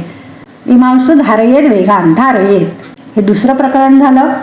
मध्ये थोडा वेगळा विषय आहे चेष्टा या संदर्भातला. शरीर चेष्टा या चेष्टा स्थैर्याथा बलवर्धिनी मात्रेया ताम समाचरेत. व्यायामाचं विवेचन आहे. ते काय आहे ते मी तुम्हाला नंतर सांगते. नंतर काय आहे, दोषशोधन आणि ब्रूहण अशी प्रकरणं आहेत. 46व्या श्लोकामध्ये माधव प्रथमे मासी नभस्य प्रथमे पुन्हा सहस्य प्रथमे चैव हारयेत दोषसंचयम. दोषशोधन करावं, रोग होऊ नयेत यासाठी. व्याधींचा उपचार करावा हे बरोबर आहे, पण हे व्याधी केव्हा होतात, विषम स्वस्थवृत्तानाम येते रोगा. जे स्वस्थवृत्ताचं आचरण करत नाहीत त्यांना होतात. म्हणून तुम्ही काय करा, स्वस्थवृत्त पर व्हा. मग काय करा, माधव प्रथमे वासी नभस्य प्रथमे पुन्हा. हा पुन्हा उपोद्घात झाला. जो विषय सांगायचा आहे त्याच्या संदर्भात काही इतर विषय सांगितला जातो, त्याचं विवेचन केलं जातं की असं वागलं नाही तर रोग होतात. तुम्ही स्वस्थवृत्ताचं आचरण करा. मग स्वस्थवृत्ताचं आचरण काय आहे, हारयेत दोषसंचय. केव्हा, व्याधी उत्पन्न होण्यापूर्वी. माधव प्रथमे मासी, माधव या मासाच्या आधी. मधु आणि माधव चैत्र आणि वैशाख वसंत ऋतू आहे. मग माधव प्रथम म्हणजे कोणता, मधुमास म्हणजे चैत्र. वसंत ऋतूमधला पहिला, मी चैत्र असंही म्हणणार नाही, तेव्हा तसं होतं की चैत्र वैशाख वसंत ऋतू होता. आता चैत्र वैशाख हा वसंत ऋतू नसतो. वसंत ऋतू खूप आधी येतो आणि गंगेच्या खालच्या भागामध्ये म्हणजे महाराष्ट्रामध्ये तर अजूनच आधी येतो आणि खूप कमी काळ राहतो. मुख्य जे सांगितलेलं आहे की लक्षणांनुसार जाणावं ते पहिलं लक्षात घ्यायचं. तो पूर्ण वेगळा विषय होईल की मी असं कशाच्या आधारे म्हणते, त्याला शास्त्रीय आधार पण आहे की किती काळानंतर ऋतू बदलतात, महिने बदलतात ऋतूंचे. त्या नक्षत्रांच्या परिचलनानुसार, पृथ्वीच्या परिचलनानुसार ते विशिष्ट नक्षत्र असताना त्या पद्धतीनं महिने कुठलेही असू देत पण ऋतू बदलतात. ते किती काळानंतर, तर 1700 वर्षांचा काळ येतो. तर तितक्या काळानंतर कुठला कुठला महिन्यानुसार ऋतू बदलतो हेही आपल्याकडे विवेचन आहे. पण तो आत्ता आपला विषय नाही, त्यामुळे त्याचं विवेचन आत्ता आपण शिकणार नाही. विषय इथे काय आहे की वसंत ऋतूच्या पहिल्या महिन्यात म्हणजे सुरुवातीला, तसंच नभस्य प्रथम हा नभस्य महिन्याच्या आधी आणि सहस्य महिन्याच्या पहिल्या महिन्यात, म्हणजे योग्य काळामध्ये जेव्हा सर्व हवामान हे साधारण असतं, थोडी थंडी, थोडा पाऊस, थोडी उष्णता, कुठलाही अतिरेक तापमानाविषयी किंवा पावसाविषयी नसतो, तेव्हा दोषसंचय नष्ट करावा की ज्या योगे व्याधी होणार नाहीत. केव्हा केव्हा करावं ते सांगितलेलं आहे. स्निग्ध स्विन्न शरीर, ऊर्ध्व अध बस्ती कर्म नस्य कर्म ही सगळी पंचकर्म करावीत. आणि मग काय करावं, यथाक्रमम यथायोगम अत ऊर्ध्वम प्रयोजयेत रसायनानी सिद्धानी, म्हणजे बलवर्धन होईल. ऊर्जस्कर चिकित्सा करावी. त्यानं काय होईल, रोगास्तथा न जायन्ते धातवश्च अभिवर्धन्ते जरा मान्यम उपैतीच तारुण्य, म्हणजे आरोग्य. आता इथे अंत कुठे केलाय, उपसंहार कुठे केलाय, विधिरेष विकाराणाम अनुत्पत्तौ निदर्शितः. हा विषय ना रोगानुत्पादनीय, विकाराणाम अनुत्पत्ती, निजानाम निज विकारांच्या अनुत्पत्तीचा विषय इथे संपला. आता याच्या पुढे इतरेषाम म्हणजे आगंतु विकारांचा विषय सुरू होतो आहे. हे भूत विषवायवनी या संदर्भात विवेचन आहे. आणि त्याची चिकित्सा आहे. आणि त्याचा उपसंहार कुठे आहे? 55 श्लोकाचे पहा. विकाराणाम अनुत्पत्त उत्पन्नानाम च शांतये. अनुत्पत्तीसाठी आणि उत्पन्न झालेल्या विकारांच्या शांतीसाठी इथपर्यंत उपदेश केलेला आहे. पुढचं प्रकरण आहे सद्वृत्त. 4च प्रकरण आहे. शरीर कार्य, ऋतुसात्म्य, रोगानुत्पादन, सद्वृत्त. स्वस्थ चतुष्क, स्वस्थ वृत्त यामधली ही 4 प्रकरण आहे. आज आपण थोडं थांबून थोडक्यात सांगते सद्वृत्ताविषयी आणि आपण प्रश्नोत्तरांसाठी वेळ कारण वेळ संपत आला आपल्याकडे. आता मी मगाशी जे म्हणलं होतं तेवढा एकच विषय सांगते. 4 विभाग का केले या संदर्भामध्ये एक तर मी तुम्हाला सांगितलं की मला हेमाद्रीच्या टीकेमधनं एक क्लू मिळाला आणि दुसरा क्लू जो या विषयांच्या विभागणीमध्ये मला मिळाला आणि मग व्यायाम तिथे काय येतो याचं पण उत्तर मला मिळालं की वेगधारण उदीरण इथे मध्येच व्यायामाचं विवेचन का आलेलं आहे. चेष्टाहार ठीक आहे पण चेष्टा म्हणून व्यायामाचं विवेचन तिथे येण्याचं काय कारण आहे? मग नित्य व्यायाम आपण प्रत्येक दिवशी करायचा आहे ना, तो काय एखाद दिवशी करायचा असं नाही आहे. मग शरीर कार्य याच्यामध्ये का नाही तो आला? शरीर चेष्टा या चेष्टा हे वेगोदीरण धारण या प्रकरणामध्ये मध्येच का आलं असा मला तेव्हा प्रश्न पडला होता हे विवेचन करताना. मला दुसरा क्लू त्याच्यामध्ये असा मिळाला की शरीराच्या संदर्भामध्ये जे पंचकोश आहेत, एक अन्नमय कोश आहे, दुसरा प्राणमय कोश आहे, तिसरा मनोमय कोश आहे, नंतर विज्ञानमय कोश आहे आणि आनंदमय कोश आहे. आनंदमय कोश याच्या संदर्भात निद्रा एवढा एकच विषय येतो. आनंदमय कोश म्हणजे पूर्णपणे अज्ञान असतं, अविद्या हेच आपलं अस्तित्व असतं. त्याच्या पलीकडे आपल्याला काही अस्तित्वच नसतं. गाढ झोपेमध्ये जे आपण अनुभव येतो ना, मला शरीर म्हणजे काय तेही तेव्हा कळत नसतं, मन म्हणजे काय काही कळत नसतं, खूप गाढ झोप लागली काय मस्त काही कळत नव्हतं असं आपला अनुभव असतो ना. अज्ञान, पूर्ण अज्ञान. त्याच्यामुळे त्याचं विवेचन काही इथे आलेलं नाही. आणि दुसरं असं की निद्रा, आहार आणि ब्रह्मचर्य मैथुन हे जे 3 आहेत ना याचा स्वस्थ वृत्तामध्ये उल्लेखच नाहीये. त्याचं कारण पण आहे ते नंतर बघू आपण, पण निद्रा हा विषय इथे येत नाही. मग काय उरलं? आनंदमय कोश गेला, 4 कोश उरले. मग दिनचर्या आणि ऋतुचर्या, शरीर कार्य आणि ऋतुसात्म्य हे अन्नमय कोशाच्या संदर्भातलं विवेचन आहे. नंतर येतो प्राणमय कोश. प्राणमय कोश म्हणजे सर्व प्रकारच्या गती प्रवृत्ती त्या प्राणमय कोशाच्या रक्षणासाठी वेगोदीरण धारण आलं. आणि प्राणाचं कार्य जर शरीरात नीट चालायला हवं असेल तर शरीरामध्ये धातुसाम्य असलं पाहिजे, धातू बलवान असले पाहिजेत. वातव्याधी चिकित्सेमध्ये 2च कारणं दिली आहेत वाताच्या प्रकोपाची की या वाताच्या संदर्भातली आहेत. एक आहे धातू क्षय आणि दुसरा आहे मार्गावरोध. मग हे 2 विषय आले इथे. धातुक्षय होता कामा नये, धातू बलवान असले पाहिजेत. मग रसायन वाजीकरणाला आणि व्यायामाला त्यानं धातूंचं बल वाढणार आहे. मग हे 2 विषय रोगानुत्पादन या अध्यायामध्ये आलेले आहेत. तो रोगानुत्पादनाच्या संदर्भातला प्राणमय कोशाच्या रक्षणासाठी नियम आहे आणि तसंच त्याचा मार्गावरोध होऊ नये म्हणून दोष संशोधन आहे. म्हणून तिथे ते विषय आहे. प्राणमय कोशाचं रक्षण कशा पद्धतीनं होईल ते विषय एकत्र पुन्हा वेगांधारण या अध्यायामध्ये आलेले. मनोमय आणि विज्ञानमय कोशाच्या रक्षणासाठी इंद्रियोपक्रमणीय अध्याय आहे. वेगवेगळे विषय वेगळ्या पद्धतीनं स्पष्ट होतात. मी खूप थोडक्यात आणि एकाच संदर्भामध्ये आज विवेचन केलंय. काही प्रश्न असतील तर नक्की विचारा. हा इतका विस्तृत विषय आहे ना, सांगावं तेवढं कमी आहे. मी खूप कमी काळात खूप थोडंसं सांगू शकले तेवढं आज सांगण्याचा प्रयत्न केलाय. टीकांमध्ये पण आपल्याला हे सगळं मिळत नाही. खरं तर चरक संहितेमध्ये असं हे आहे ना की चरकाचे अध्याय बांधताना त्यांनी प्रत्येक वेळी वेगवेगळ्या ह्याचा वापर केलाय ना. नाही, हे मुख्य बेस आहे. हा तात्पर्य हा बेस आहे प्रत्येक ठिकाणी. म्हणून म्हणलं की वाटेल तो विषय वाटेल तिथे आलेलाच नाही. मला जो विषय प्रश्न पडला ना की व्यायाम इथे कुठे आला मध्येच, त्याचं उत्तर आहे. प्रत्येक प्रश्नाचं उत्तर आहे. की इतका सुंदर रीतीनं बांधलेला आहे ना हा ग्रंथ की इकडे तिकडे तो विषय होऊच शकत नाही, दुसरीकडे जाऊच शकत नाही तिथे दिलेला विषय. अगदी व्यवस्थित ग्रंथरचना आहे ती. ते हल्ली म्हणतात चरकाचं पुनर्लेखन केलं पाहिजे. म्हणलं लिहा तुम्ही, वाटेल ते मोडतोड करा, सगळ्या अर्थाचा सत्यानाश करा, हा ग्रंथ राहू देत बाबा आमच्यासाठी. याच्यामधनं आम्हाला आयुर्वेद कळेल. तुम्ही काय लिहाल त्यातनं काय कळेल देवाला माहिती. ते वाचणारही वेगळे असतील म्हणा. नाही, ते माझ्यासारख्या लोकांसाठी तो ग्रंथ नक्कीच नाहीये एवढं मी सांगते. हे आपलं यातनं कळतो ग्रंथ या ग्रंथाच्या बाबतीमध्ये इतकी बांधीव रचना आहे, इतकं सुंदर विवेचन आहे. आणि मग कधी कधी असं वाटतं की एवढं सगळं लिहून ठेवलंय तेवढंही कळेना, आणि वर म्हणलंय की हे फक्त दिग्दर्शन मात्र आहे, तर पुढे कसं काय कळायचं आपल्याला, इतका प्रश्न पडतो.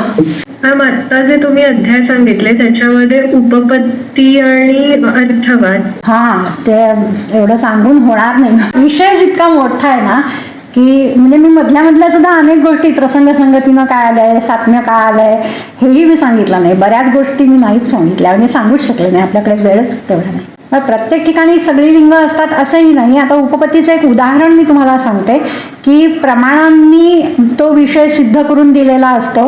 11वा अध्याय आहे की नाही, तर त्या 11व्या अध्यायामध्ये परलोक आहे का नाही असा एक प्रश्न विचारलाय. शंका आहे ती, प्रश्न आणि शंकेमध्ये थोडा फरक असतो. शंका ही कशी असते, हो किंवा नाही अशी परस्पर विरुद्ध, जेव्हा हे परलोक आहे किंवा नाही ही शंका असते, ही आशंका शंका असं म्हणतात त्याला. त्या परलोकाच्या सिद्धीसाठी 4 प्रमाणं दिली आहेत, तिथे सगळ्या उपपत्ती लावून दिलेल्या आहेत. पहा की ज्या अर्थी असं आहे, जाती स्मरण नर असतात त्या अर्थी परलोक आहे, की आत्ता आपण जे सुख अनुभवतो ते सुख आपल्याला आत्ता न केलेल्या कृत्यानं मिळतं. पण हा सिद्धांत आहे की न केलेल्या कर्माचं फल मिळत नाही, आणि आत्ता केलेलं कर्म आहे त्याचं फल जर मिळालं नसेल तर हाही सिद्धांत आहे की केलेल्या कर्माचं फल नाही असं होत नाही, आणि ज्यानं कर्म केलंय त्याच्याचकडे फल जातं. याचा अर्थ काय होतो अनुमानानं, की पूर्वजन्मामध्ये केलेल्या कर्माचं फल आपल्याला मिळालेलं आहे, म्हणजे परलोक आहे.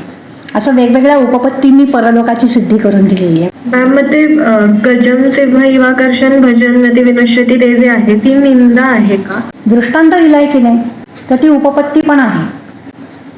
सर, हे तात्पर्य निर्णयासाठी हे 6 जे लक्षणं दिलेत, मग तंत्रयुक्तींचा वापर आपण म्हणजे कसा करायचा, की ते कशासाठी सांगितलं हा, असेल? त्याचा वापर वेगळ्या पद्धतीने होतो. म्हणून म्हटलं की मी ग्रंथ कसा लावायचा असं एक साधन तुम्हाला सांगितलंय, आणि ते एक साधन असं आहे की जे सर्व व्यापक आणि मूलभूत आहे. तात्पर्य जर कळलं नाही तर ग्रंथाचा अर्थच कळत नाही, मग तो अर्थ चुकीचाच कळतो. आणि त्यामुळे तात्पर्य निर्णय करणं हे सगळ्यात महत्त्वाचं आहे. ते तात्पर्य कळलं की त्या ग्रंथाचा अर्थ व्यवस्थित त्या संदर्भामध्ये लावता येतो. म्हणून अगदी मूलभूत आहे, आणि ही एक पद्धत आहे, आणि ही सार्वत्रिक आहे. आणखी पद्धती खूप आहेत ना, ते प्रत्येक पद्धतीनं ग्रंथ लावता आला पाहिजे. मग उद्देश ग्रंथ आहे, मग त्या उद्देशानुसार विधेय काय आहे तेही लावता आलं पाहिजे. प्रत्येक त्याचा विभाग करता आला पाहिजे. मग मी जसं सांगितलं तसं की पंचकोशात्मक शरीर आहे, मग त्यातल्या कशासाठी काय आचरण हित आहे त्याचंही विवेचन कळलं पाहिजे. अनेक उपाय आहेत. तंत्रयुक्ती हा त्यातला एक उपाय आहे. तात्पर्य निर्णय मी का घेतलं, कारण तो मूलभूत आणि सार्वत्रिक आहे, आणि तात्पर्याशिवाय अर्थच लावता येत नाहीच, म्हणजे चूकच होते. अजून कोणाला काही प्रश्न आहे? बहुतेक कोणाला काही प्रश्न नसतील. नंतरही काही प्रश्न आले तरी मला कधीही विचारले तरी चालतील. टेलिग्रामवर मला मेसेज पर्सनली केलं तरी चालेल. प्रमा जोशी हाच माझा टेलिग्राम ID आहे. कॅपिटल P कॅपिटल J आणि एकत्र प्रमा जोशी. कोणीही टेलिग्रामवर मला कधीही मेसेज करू शकता. मी सांगितलेल्या शब्दकोशांच्या ॲप्सच्या लिंक मी खाली डिस्क्रिप्शन बॉक्समध्ये देते आहे. या व्याख्यानामध्ये मी तात्पर्य निर्णयाविषयी बोलले तो व्हिडिओ, तसंच चरकसंहिता उपोद्घात, चरकसंहिता उपक्रम उपसंहार आणि स्वस्थ चतुष्क हे सगळे व्हिडिओ माझ्या YouTube चॅनेलवर आहेत. त्याच्याही लिंक्स खाली डिस्क्रिप्शन बॉक्समध्ये देत आहे. हे सर्व पाहावं, आणि काहीही प्रश्न असतील तर मला कधीही विचारावे. मला बोलवल्याबद्दल विभागाचे आणि महाविद्यालयाचे मनपूर्वक आभार. ऐकल्याबद्दल सगळ्यांचे आभार.